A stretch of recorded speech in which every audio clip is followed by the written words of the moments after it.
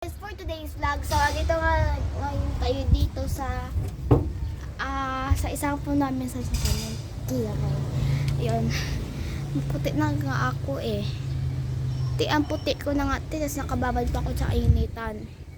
Ayan, gumawa lang ako dito ng marshmallow. Ayan. Tapos ako dito isang pelo. Tapos hindi ko na lang alam anong gagawin ko dito Magpabak na naman ako sa iteman Oo, ito na naman ako ulit So, ayan lang. Po tayo. So, hanggang dito na lang po yung vlog natin. Kasi nga, kanina pa ako nag-iisip ano bang i-vlog ko.